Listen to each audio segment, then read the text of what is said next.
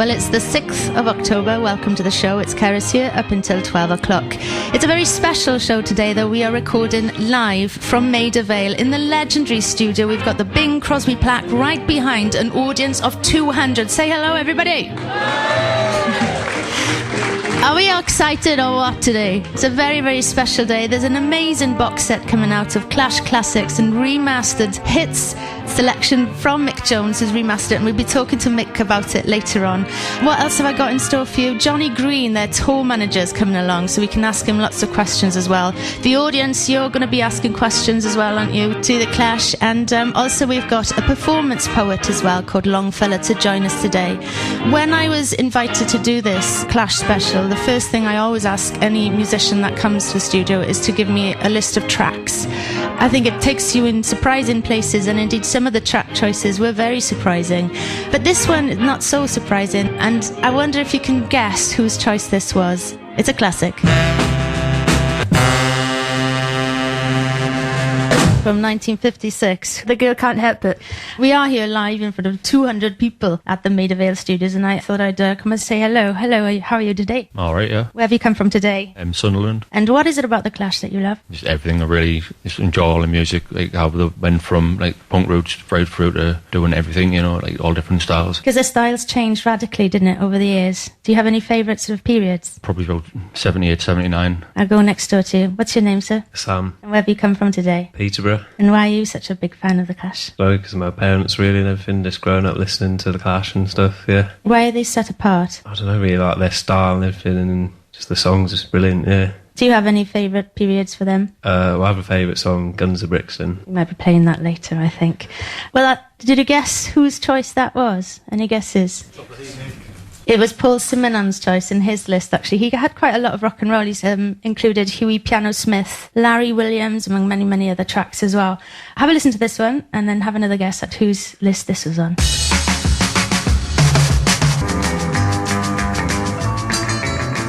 That's Jet Harris and Tony Meehan in a track called Diamonds, and that was a Mick Jones choice. I don't know if you guessed that one. If you just joined us, it's Cerys here at Six Music, and we're doing a live special on the Clash from Maida Vale Studios. And I found this on YouTube very recently. He's a performance poet that was performance poet for Glastonbury Festival. Yeah. And you've been on the show before. Okay. Welcome. You hear the voice of Longfella, you're known as, also known as Tony Walsh. Tell me, Tony, why did you write a poem about the Clash in 2013? I was a council house kid in Manchester in 78, 79 by the time punk, you know, hit the airwaves and hit the council estates, and it was, I'm sure a lot of people in the room today will agree, it was just electrifying for kids like us, the message and the sound, and just so exciting. And my book's called Sex and Love and Rock and Roll, and I want to write about exciting things. So I've written a Shakespearean sonnet about the Clash.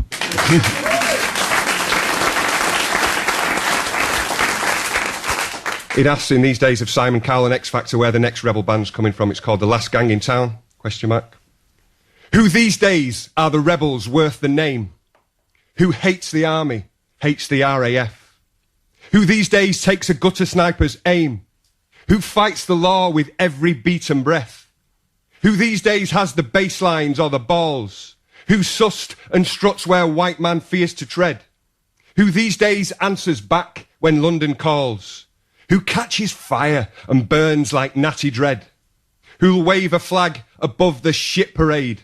Who'll educate and agitate the youth? Who'll use guitars as weapons, unafraid to rock the very Casbah with the truth? Come stand and fight together, not alone. Go start yourself a riot of your own.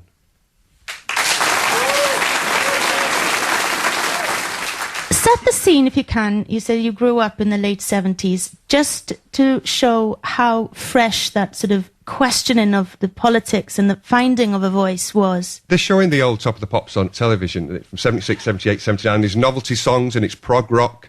And the bands were, you know, it was either straight from Pontins or they're in the 40s and 50s. And so these bands were just a few years older than us. They came from our background. They talked to us, and it was just an electric shock, a junk lead to the spine.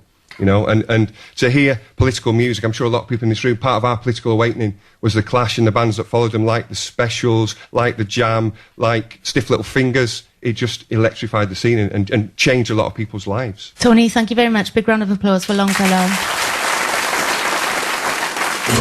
The sound of cinema on BBC Radio 6 Music.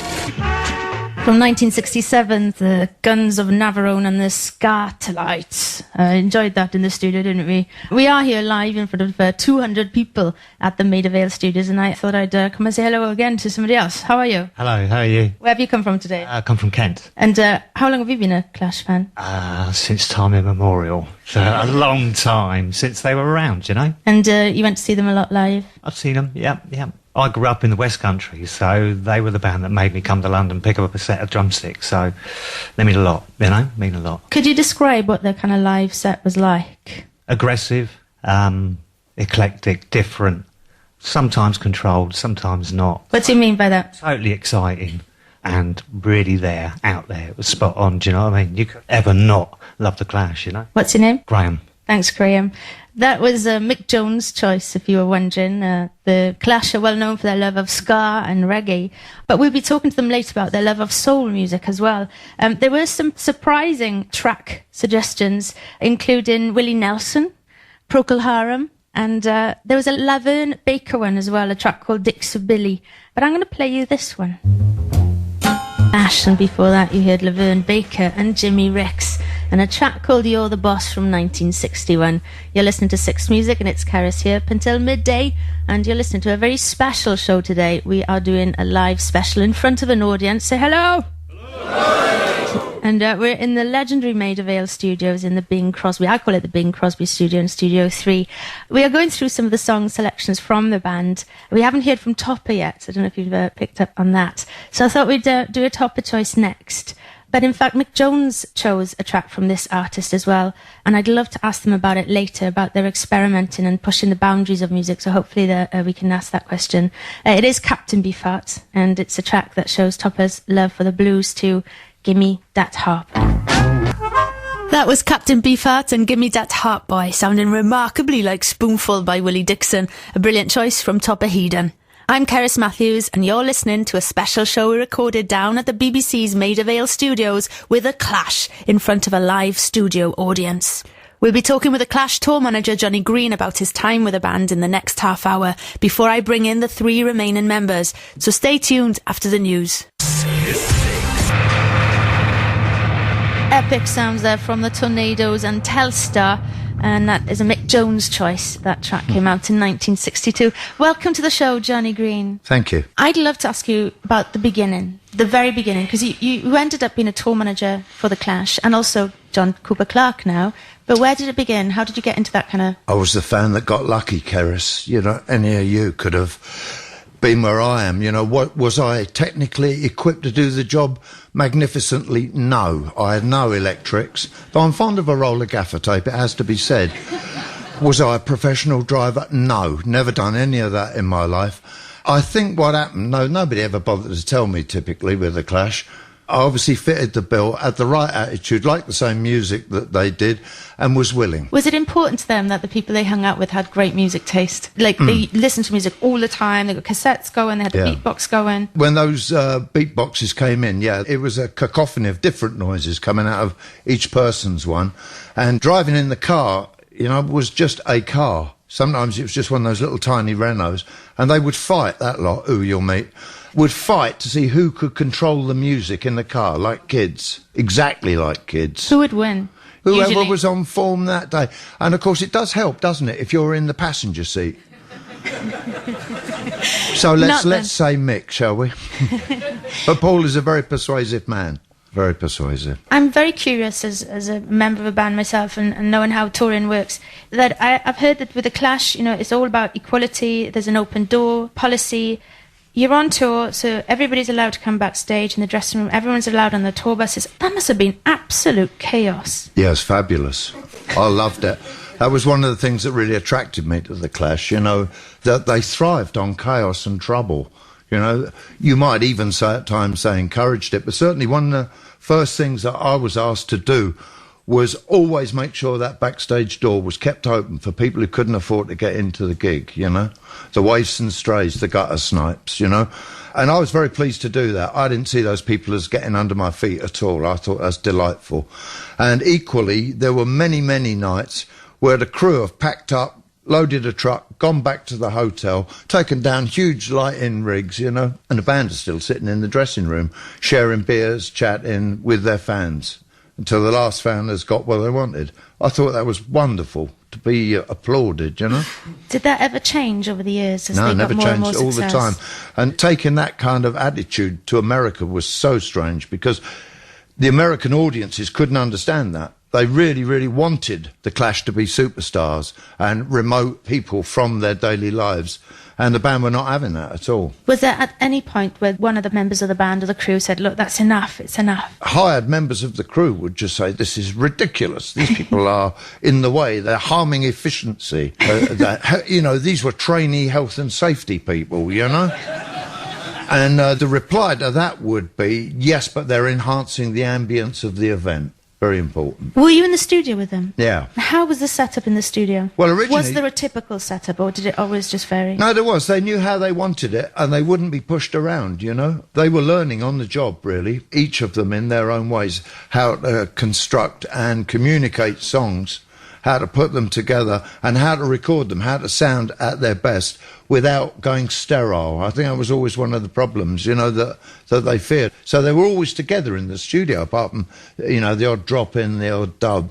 It was always a collective approach to recording. Interestingly enough, they picked the faces. Because you think about bands, and some bands haven't got that team mentality that you can just sense it with the Clash, and you sense it with the faces, that they were all in it together. How important were the 4 members of that band and their roles within it? Well, I think it was crucial, you know. I mean, it's a bit of a cliche to say it's all in the chemistry, isn't it? But it certainly was that. I detected remarkably 4 people and more, which I'll come back to, Cerys, 4 people who pulled to the middle, not pulling away from the unit that was the band. They pitched in, considering each other. Obviously, that wasn't to last. But then I don't think it should anyway. I think a band is like a Roman candle. It burns brightly and then goes out. That's fantastic, job done. No one intends it to be that way, but it doesn't really matter. And so for those times when they were recording and sharing ideas, they were all the time thinking of each other and pulling to the centre. They were a unit. And more than that, I was privileged enough to often be consulted. You know, they would say, what do you think? What do you think about this? You know, we've got this idea. What do you reckon?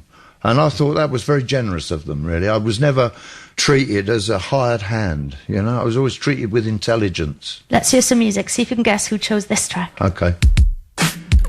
That was The Message by Grandmaster Flash. I'm here with Johnny Green, who was tour managing the Clash during their sort of like 77 to 80 years. Yeah. Johnny, who do you reckon chose that one? Without a doubt, that's the topper. He overpowers me with his funk.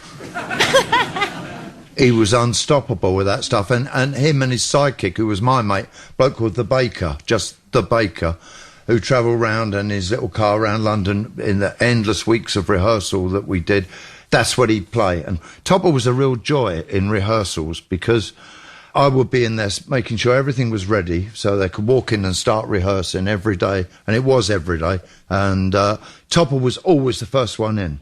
And he would bounce in on the balls of his feet. Everything would be set up, drums, bass, 2 guitars. And he could play them all. And he would play them all before they came in, with great gusto and the enthusiasm of a schoolboy, really. Do you think he's pivotal in pulling the Clash and setting them so far apart from the contemporaries? Well, all I can say is that whatever new numbers were introduced, he played around with them and fed them back to the songwriters and said, what do you think about this? Or have you thought about it this way? He never just kept a beat because he was told to. Maybe that's his great worth. Yeah. We were talking about experimenting and being in the studio. Was there ever a point where somebody was just pushed it too far? And if that did happen, who was pulling him back? Words would be said, because that's frank and that's honest. So if things weren't appreciated or talents weren't fully recognised, then words would be said, yeah. Let's talk about Joe Strummer. Okay. He was known at one point in his life as Woody Meller, a huge fan of Woody Guthrie. So let's talk about his sort of folk troubadour side, and also his very magpie nature in the way he wrote his lyrics. Yeah. Well, Woody, you should know this, Cerys, you know, because he picked that stuff up down in South Wales, where it was called Woody. So we loved to go and play Cardiff Top Rank, where others of the band would pick the telephone up. I can't do it very good. Stay with me here. And they go, hello, is that Woody? Woody, are you there? And when he found out it was Simo or Topper or someone, he'd be very cross, because he he'd started again, especially in early days. He'd put that behind him, really. As it would turn out, he hadn't, had he? He'd merely stored it for future reference. But in early punk, yeah, no, that was gone, really, for a while. But he never lost his interest in people and the interest in putting what he thought was social issues into the songs. And yet he seemed so busy talking with people all the time. How did he have the time to clock the ideas, store the ideas, and put the ideas in song? Well, I think he was always busy, really. He didn't take time out.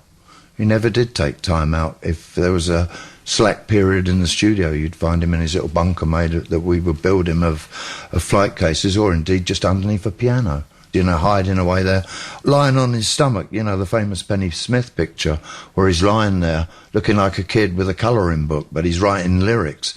I mean, the other thing was we'd hit a town, and Joe was the one who was always very, very keen to go for a walk. I would frequently accompany him, and we'd go off, we'd go in a cafe or in a boozer, and he'd want to know and talk to people there about what it is to live in Dunfermline, you know, or Manchester or Sheffield. He would talk to them about their lives, their conditions, the topography, really. Let's play some more music. You're going to hang out now, aren't you? I am. Please do. I am. And I'll play this, and I'm not going to preempt it. That was The Temptations with I Wish It Would Rain, a Mick Jones choice, and before that, Marvin Gaye's iconic What's Going On, as selected by Topper Headon. I'm Cerys Matthews, and you're listening to a special show we recorded down at the BBC's legendary Maida Vale studios with The Clash, in front of a live studio audience. Johnny Green, who tour managed The Clash from 1977 to 1980, is my guest at the moment. Tell me, Johnny, about the band's love for soul music. Everybody likes soul music. I even blagged a ticket, go and see Smokey Robinson at the London Palladium during that time, dressed up, you know, smart to go and see. Fabulous.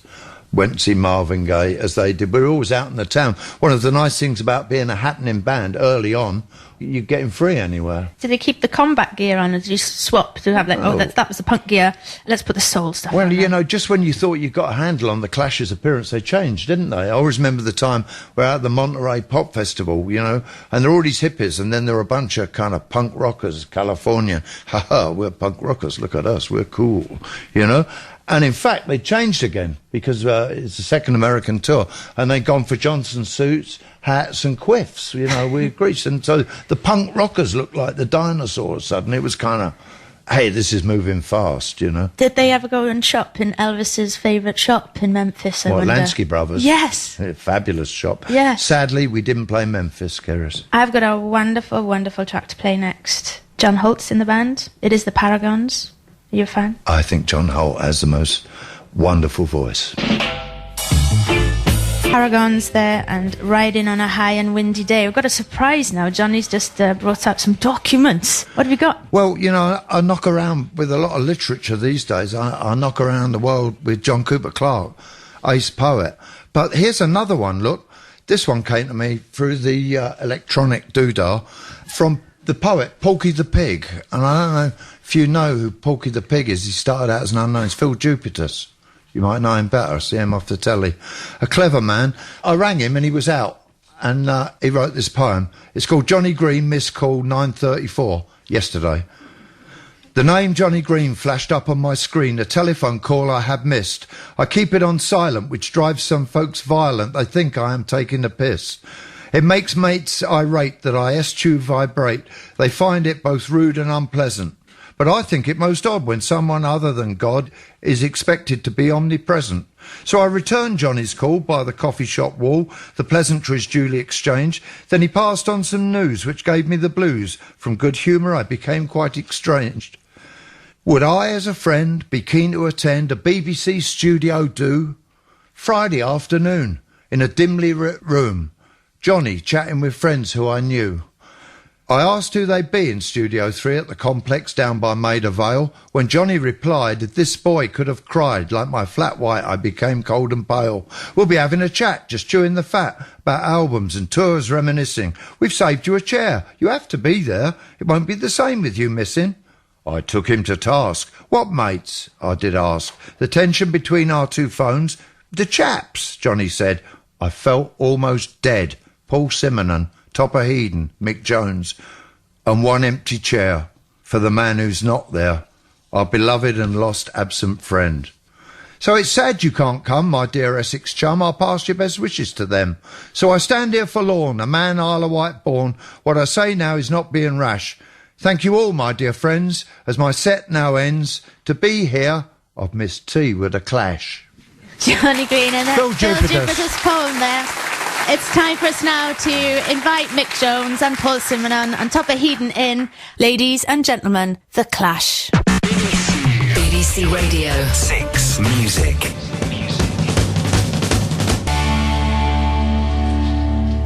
I was just saying to the band, that's a money spinner if you're a busker. It was the one that brought the coins rolling in when we used to play it on the streets. It's a bit hard to do the drum intro when you're busking, though. It has a stamp on it with your tap shoes on the pavement, Mick.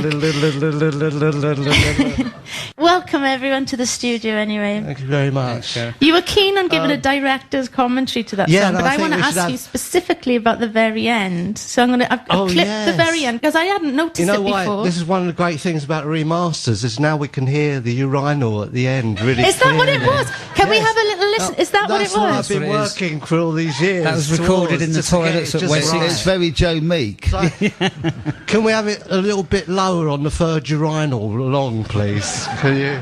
Are you serious, Yeah, Mick? that was recorded in the I am toilets at serious. Wessex. Yeah, all Right, of us in that urinal. I've clipped it because I was going to ask you what it was, so Yeah. there you go.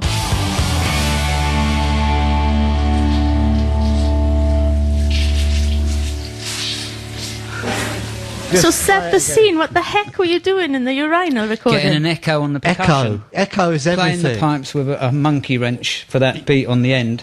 And then the toilet flush, so... You know, the amount of times that we use the unfortunately toilets. somebody had to use the toilet at the same time. Unfortunately. It was Johnny.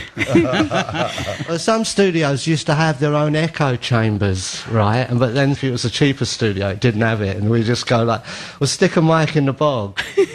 And, let's see what happens. Because Yeah, the but- rich big studios like Rockfield, they have plate rooms, so that the brass Yeah, but plate it was- for the reverb, so they have massive rooms for But it. we're more of the Joe Meek school, really. 'Cause, Exactly. he used to have people standing in the lavatory, stomping up and down just to get an effect. Before Yes. Echo Rooms, it was the place to do hand claps It was the in the first... toilets for Echo. Yeah. You like Echo? I love Echo, and I've always, one of my ambitions was to build my own echo chamber at home.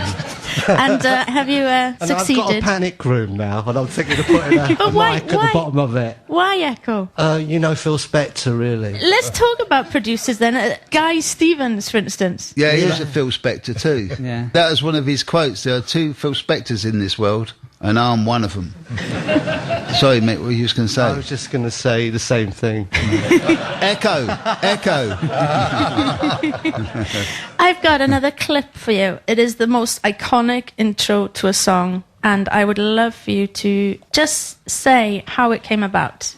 Who decided to put what there? Why is there fuzz on the bass? Why this, that, and the other? Why have you used the top of the neck of the guitar? Here it is.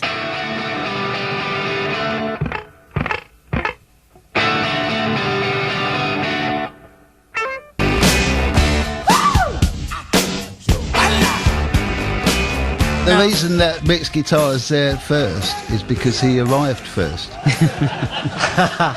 Think about it. It's your One fault. really interesting aspect of Should I Stay or Should I Go was the Spanish translation in the third verse, sung by Joe Ely and Joe, and it was in answer to what I was singing in the third verse, but we didn't know how to translate it, and it just so happened that we had an engineer who was originally from Ecuador, or of Ecuadorian descent, in the studio in New York when we were originally recording the track, and he said, I'll just phone my mum. And he phoned his mum up. And so it's Ecuadorian Spanish. And it's just the answer to it. But I thought that was like really lovely moment, you know what I mean? Also, when it comes in at the start, you hear like somebody go, Allah. And that's Joe Ely as well. And that just came out of nowhere. Allah. I think Halva. Not Allah. Allah, just hit straight.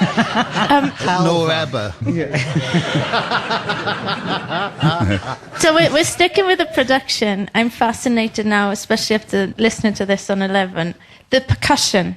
So, Topper, is that your department, the percussion in the studio? Yes, it was my department, all the percussion, yeah. So Except for military glockenspiel, which I specialised in as a sideline. no, it was one of the great things about the band. I had the freedom to play loads of percussion. On London Calling, they all just gave me free rein to do what I wanted on percussion. So with the remastering, you can hear it a lot clearer. So I'm very happy. Cerys, he used to ask for like load of percussion instruments from my colleague, his man, the baker, and this great big cardboard box. Toy box. It was a toy box. Yeah, that's exactly right. From Mick, Hamley's. Yeah. It would come up from John Henritz in Golden Square. But Mick's right, it was like Kid at Christmas. Yeah, it used to be like a big toy hamper, yeah, you know, 'cause I'd go into the box and I'd think, wow, what's that? I haven't played one of those before. And then mess around on it. And then by Sandinista, we were getting these specialists. Jodie Watley was a very famous percussionist, and she brought in Rain Stick. It's a bit like a mixture between a didgeridoo and an hourglass. After it emptied this way, you turn it round, and that was all we had to do. But it's the way you waved it, controlled how many beads fell, and so it was like.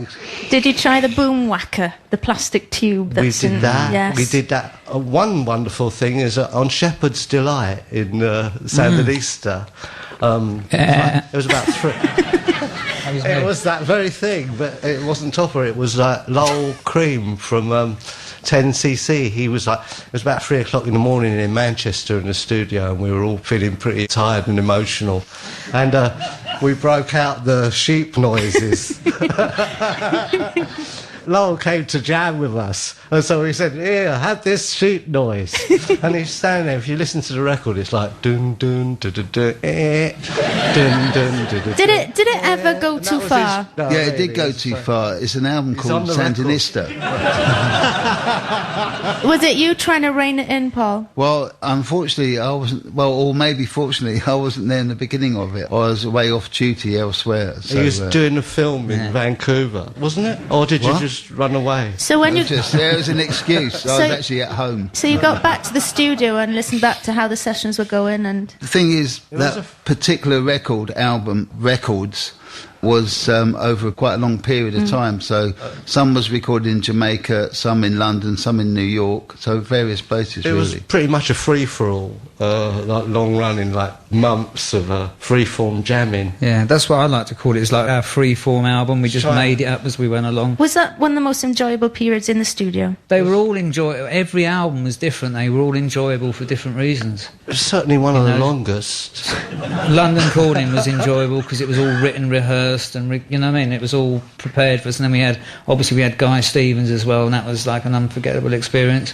And then Sandinista was different because we had lots of other musicians coming in, and we were jamming and making it up as we went along. We're talking about your love for Billy Cobham. Yeah. Did you listen to him from an early age? I mean, how did you get into that? I listened to him. He was like an incredibly powerful black drummer, and he wasn't. When I joined the band, I remember saying, they said, "What are your influences?" And I said, "Billy Cobham." And they went, "No, really shush." Immediate no. We don't like Billy Cobham. Oh, that's going to have to go. But didn't you meet him later on? I met him in an airport in Germany, you know, with Jack Bruce. And when we were on the road so much, you're always meeting other musicians at airports. Yeah. And I met him, you know, and he's like one of those people who's a hero. And he's still playing today. He's got to be in his 70s now. Yeah, he was playing London just recently. Let's hear some music. We're going to hear some beautiful percussion. Guns of Brixton.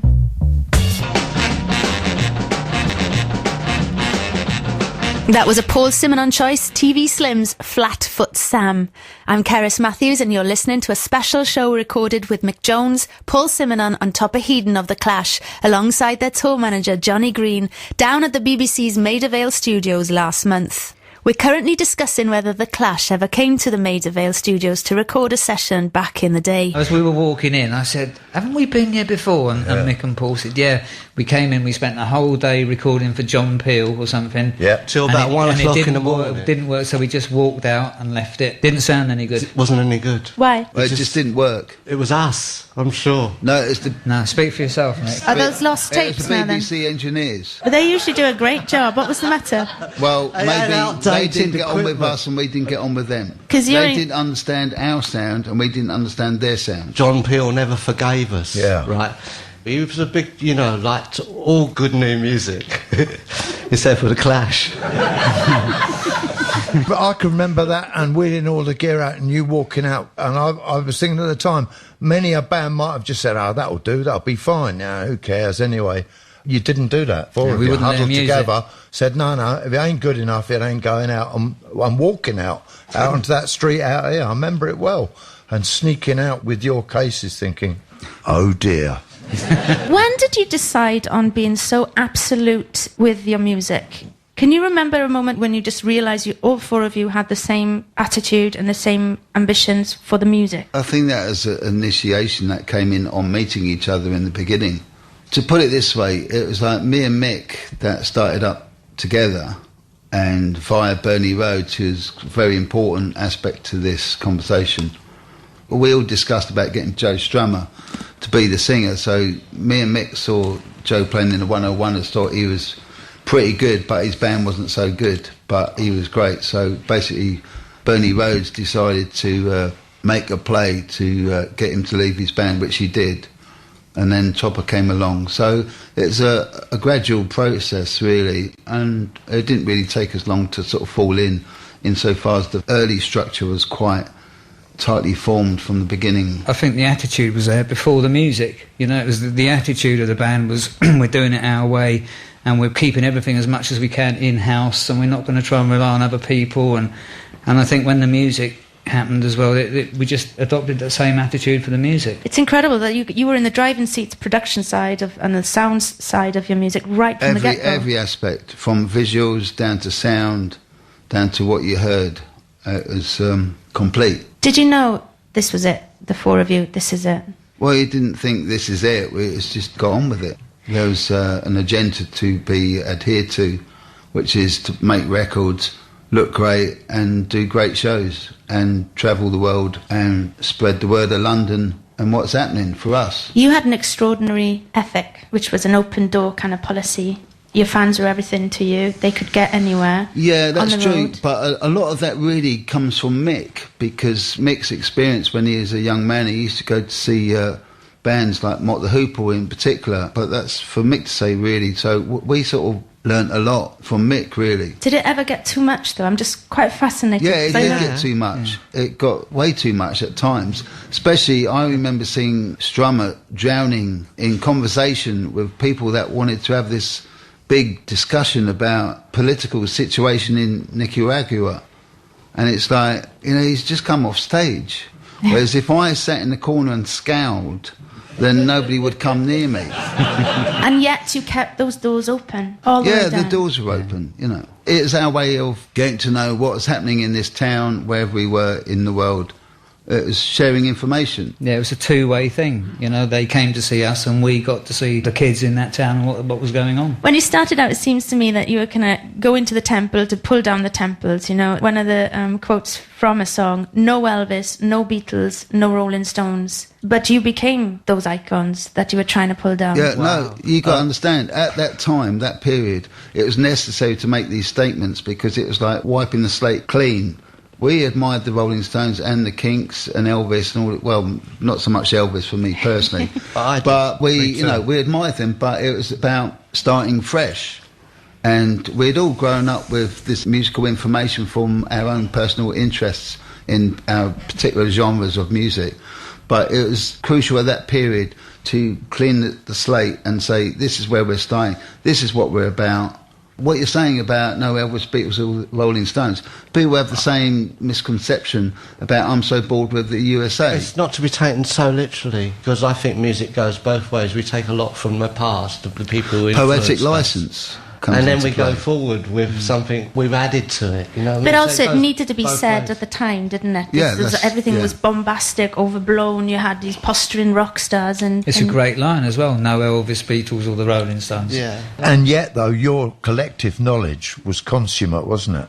All four of you had a huge knowledge about various aspects band that has come before. And I think we take all that with us and we bring it out. That's in there, you know what I mean? All the people that come before that influence us is actually in it as well. Gonna take a Nick Cone. That was Nick Cone, Joe Strummer and the Mescaleros. The sound of his voice is some world weariness to his voice. So are you familiar with the song, Paul? Very much so. And actually, the gravity in his voice actually reminds me of people like Johnny Cash, which I think Johnny Cash was a big influence. And I know that Joe met Johnny Cash. There's a great photograph of them two together. And I was sort of not being there, but just seeing the photograph, it sort of warmed me up inside to know that he met a character that he really admired. Yeah, we were doing an interview the other day and for an American radio thing, and we heard Joe's voice over our headphones. They kept putting and I clips thought on. even his speaking voice was so rich and deep. You know, he had an amazing speaking voice. You know, He has this honesty in his voice. You want to believe everything he says, and he Sincerity, pours everything into it. And then the hoarseness. There's a few tracks that you've recorded over the years. The hoarseness in his voice is just like. yeah, he used to have a lot of trouble on the road with his voice. He used to consume a lot of lockets. He'd have a lot of all day long. He'd be having honey and lemon and hot lemon and joints. How was it to write with him, Mick? It went the whole gamut from great to not great. It was great sometimes, and then later on we came from, you know, hang on a minute, we need another song, pop upstairs and write one in 10 minutes. Me sitting in one side of the table, him sitting at the typewriter and banging it out and passing it across and knocking it out to, I'll post you the lyrics through the letterbox and hope you're not in. How was your thinking at that point when it had gone to that? It's a funny thing because Joe gave us this song and it was called Transcash Free Pay 1. It was a long time ago, and I did the music to it, and it was the music which turned out later to be bottom line, and he didn't like it at all, you know, so I dumped those lyrics, his lyrics, then I did the bottom line. Did he get hurt when you rejected lyrics, and did you get hurt when he rejected music? I was the injured party. Yes, but later on we did write some more songs together, and he was going to do them with the Mescaleros, and we wrote a batch, because we didn't used to write one, we used to write a batch at a time, you know, it's like a gumbo. The idea was he's going to go in the studio with the Mescaleros during the day and then send them all home, and I'd come in at night and we'd work all night. Using studio time. Yeah, I'd come in at night, because I don't know what he wanted, but I don't think he wanted me to... You'd be awake, mate. He said I would be awake, one, and two, that I didn't want me to scare the others. And so he was going to do the record overnight while he was making the other record. So anyway, that didn't come to nothing, because obviously that wasn't going to work. You know, we knew that, but it was a nice idea. And then later on, a few months later, we were at some opening or something, and I said, oh, what happened to the songs? You know what I mean? Because we used to go like... Because if you didn't do them straight away and get them back straight away, it was like, what's wrong with them? Yeah. And so I went, what happened to the songs? And he went, oh, man, they're the next Clash album. You're listening to me, Cerys Matthews, with the remaining members of The Clash, recorded live in front of a studio audience last month around the release of Sound System, the career-defining box set. After the news, we'll be opening up the floor to members of the audience, so stay tuned. I'm Cerys Matthews, and I'm joined by Mick Jones, Paul Simonon and Topper Headon of the band, as well as their unique tour manager, Johnny Green. This interview was recorded in front of a studio audience, and we will open up the floor to them in a second. But first, when you were listening back, putting this box set together, did you admire what you've recorded over the years? And did you admire Joe's lyrics and his input in it? For me, it brings back a lot of great memories, and listening to the remastered, everything we recorded, I think I'm so proud of it, you know. And for me as well, the path my life took afterwards wasn't exactly great, and this is like wonderful to be back with Mick and Paul, and it's just a really nice feeling, you know, something I thought I'd kiss goodbye to when I, you know, started my descent. Did it bring a lot of memories back? Great memories, yeah. What people have to realise, it was great fun being in the Clash. Yeah, we was a bit concerned. We thought we was going to turn up here and we were going to be sitting on beanbags. But yeah. So, and you know what, I do think overall it's Joe's words that has carried us here, you know, more than anything, you know. It's the truth in those words that carries on, you know. So I'm just really happy to provide the vehicle for them to carry on. Yeah, you say that, but I've got one picture on my wall in my house, and I rarely play your music, but when it pops up and I hear it, I am filled with it still in a way. I'm not by a lot of retro music, and I don't think it's just the words, wonderful as they are. I always saw you as teamwork magnifico. thanks, Johnny Green. Thank you, Johnny. I think a round of applause now for I that. know what It is that team mentality, and each one of you brought something so very special. That's true. which we didn't appreciate at the time. We didn't think about, oh, this is, you Didn't know, think about it's anything. fun, it was enjoyable, we loved being in a band together, we were great mates, which was one of the biggest things as well. What I wanted was 4 council flats next to each other, and then we'd all go in each individual doors, and then it'd be all one room as we went in the council flat. Like the Beatles in Help. Is that what you mean, Mick? Yes, of course. I'm going to go to Don. Don, you've got a question for Mick, I do believe. When we were at Strand Grammar School together, we had very boring music lessons, and so I was very surprised that you were such a great guitarist. Are you self-taught, or did you have lessons? I didn't have any lessons, no, I was pretty much self-taught. What happened was, do you remember Mr. Chapman? He was the music teacher, and I used to just watch anybody who's doing music, be it whatever instrument or so, and say, how'd you do that? How'd you do that? And I was really curious, and later on, when I got really ill in 1988, later on I got chickenpox pneumonia and nearly died. And I had to go to speech therapy and learn to sing again. And one of the people I was led to was this big Australian opera singer woman. I had to go to Leytonstone, and she taught me to sing again. And then she went, my husband's really interested to see you. And then he came in, and it was Mr. Chapman, the music teacher, all those years later. So you self-taught yourself in the bedroom? Yeah, pretty much in the bedroom. I had a year going auditions as a rhythm guitarist at a Melody Maker. There wasn't much call for it. It was pretty limited. And so I went, I've got to do something more here. I was searching for something more. And so I went back to where I was living with my gran in the bedroom at a council flat, and I just spent about a year again just playing along with people's records that I like, especially the Stones and that. And then Did your I nan came out. like you Yeah, playing? she's very supportive, lovely. isn't she? Yeah, very supportive. Mick's nan was great. We Tea all loved and Mick's nan. tea and sympathy. What music did she like? She liked If You Were the Only Girl in the World. How about you, Topper? What's your musical background when you were growing up? Well, my mum and dad were Welsh, so all through my childhood I heard singing non-stop, as you would probably know, and it was all church music and, hymns and stuff. So there was a lot of musicality. My dad played piano, mum played piano. So I was always surrounded by music, and then obviously the Beatles came out, and I remember seeing the Beatles at the London Palladium, where John Lennon said, "You in the box, rattle your jewellery."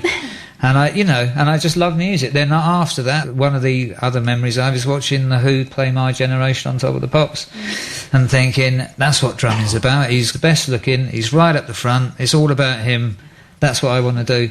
And by the time I did play the drums properly, I realised it wasn't. I had to sit at the back, and it was, What about you, Paul? My parents were beatniks, and they listened to people like Juliet Greco, Francois Hardy, and some sort of Latin stuff. So it's sort of quite worldly in their outlook. But really, I found more of the music that I could relate to was actually outside the front door of where I lived. I lived in Labbot Grove, I was brought up in Brixton and various other places around the country because my father was looking for work. But I found my music really from my classmates who I went to school with, because you'd have that thing when you finish school, you hang out at each other's houses and spin records. Well, the first memory is going to somebody's house and we had chicken, rice and peas, and we were listening to this music that sort of went tum-chi-tum-chi-tum. It was sort of ska. And also there was a picture of the Queen on the wall and very sort of almost neon coloured sort of sofas and cushions. So that was probably the beginning of my exploration and experience of music until I became a teenager. And that's when I realised I needed to explore something for myself, because most of the people that I went to school were from a West Indian background, and by the time that Burning Spear came on the scene, they were quite political, obviously because the civil rights movement in America is quite strong, so the nature of the record started changing in terms of black political awareness. So I sort of felt slightly ostracised from this, obviously not being black. But fortunately, round the corner from where I lived in Goulburn Road, Labbot Grove, there was a place called Ted Carroll's. And I used to hang out there with the Teddy Boys, and I'd listen to music by Vince Taylor, Eddie Cochran, and stuff like that. So I got into sort of rockabilly, you know. So that was the beginning, really.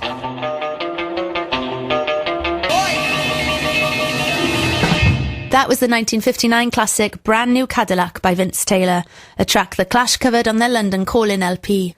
We're currently taking questions from the audience, and this one comes from Mark Davidson. Just want to ask, like, basically, Bond's era, who was like the best band that you had support you? We had a lot of different acts supporting us at Bonds. Oh, Lee Perry was great. If I not like slightly Grandmaster eccentric. Flash. I'd say Curtis Blow. So we all had a different one. I loved Grandmaster Flash at Bonds. I thought he was brilliant. When you went over to America and you were playing with people like Lee Dorsey, you were playing with Screaming Jay Hawkins, you were playing with Bo Diddley, were your minds like blown, or was it just like... Well, no, we chose these people. It's like, I remember the first tour we did of America, our temporary manager at the time, Caroline Coon, she said to me and Joe, she said, well, it's your first tour, who would you like? And me and Joe had a few moments, we looked at each other, we said, we'd like Bo Diddley. And she went away and we was thinking, she's not going to get Bo Diddley. No way. And then sure enough, she did. And then it was Mick who said the first tour that Rolling Stones ever did in America was with Bo Diddley. So that's a strange twist. And then we stayed in the same hotel where the Beatles first stayed, and it was where in New York when we went there, and then the same hotel where Elvis first stayed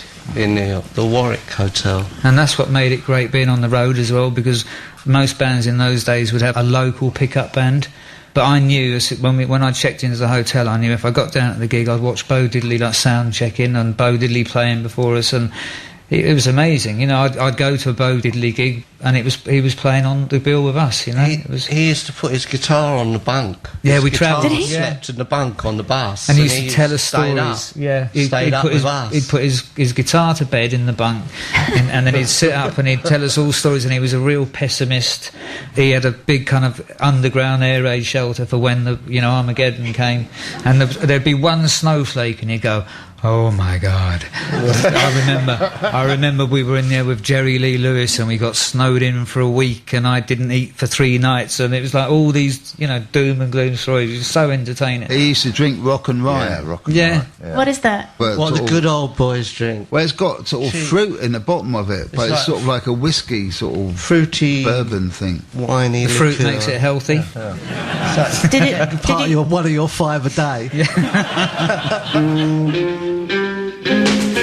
Screaming Jay Hawkins, of course, they carried the coffin on and they opened the lid and then out he popped for the show. So these are the tricks of the trade, the things that we try and do. We need a twist here, we need a gimmick to get across. Richard Pinley's got a question. I think you kind of hit on it there, actually, but I was going to say it must have been really, really exciting being in the early days of The Clash. What excites you about music these days? The possibilities are still there in it. I'd like to try and find the freedom in the music that we had then, which is, like, youth is wasted on youth, Trouble is, you're like stupid when you're young, and then when you get older, you know a lot more, but you look terrible, and so how do we... But why do you write great songs when you're young? As Bob Dylan may be an exception, but most people stop writing great songs. You kind of lose it. What happens is you get a mansion, and you get a load of money, and you get a nice girlfriend or something, and then next thing you know, you're singing Tom Ford. Tupper, how do you feel about it? Yeah, I think, like Mick said, when you're young, you've got an attitude that's kind of built in anyway. You're trying to change your own life and make a success of your own life, whatever you choose to do. And I joined the band because I love playing music, and I couldn't stand the thought of working in an office or working at any job 9 to 5 and being told what to do. And that was why I wanted to be a musician as well. It wasn't just that I loved music, I just wanted to do what I wanted to do and get up when I wanted to wake up. And, if that's a rebellious attitude, that's a rebellious attitude. But I can't understand people who go to work every day and do something that they hate doing. I'd just join a group so I wouldn't have to do a proper job. Personally, the early days of The Clash were more exciting for me because the audience were very close in front of you, and also I didn't mind people chucking bottles and whatever. It sort of made it quite exciting. It's just that when we became successful, suddenly there was a big partition between us and the audience, and it was like you almost felt like you was going through the motions or miming. So I sort of felt the early days were much more exciting. But in terms of sort of contemporary bands and youth, it's down to them to write their story. We did ours for our time and express what we felt of our time, so it's down to them to do what they want for their time, you know. Talk about new bands. This is the last question from the audience. Yeah, my son, aged 20, has just started in a band this summer. So if you could give him one piece of, I was going to say good advice, but if you could give him one piece of advice, what would it be? Play bass. It's only 4 strings. He play.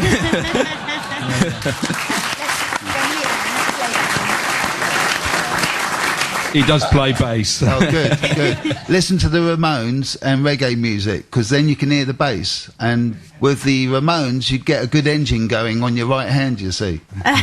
Topper? Yeah, stick it as your instrument, work really hard at it, and stay away from drugs. Mick? Have you got a garage? Yes. Get them in there. For the Echo. For the Echo. Or the other place. The urinals, which brings us right back to the beginning. Please, everybody, thank Mick Jones, Topper Headon and Paul Simonon and Johnny Green for coming with us today. Thank you very much.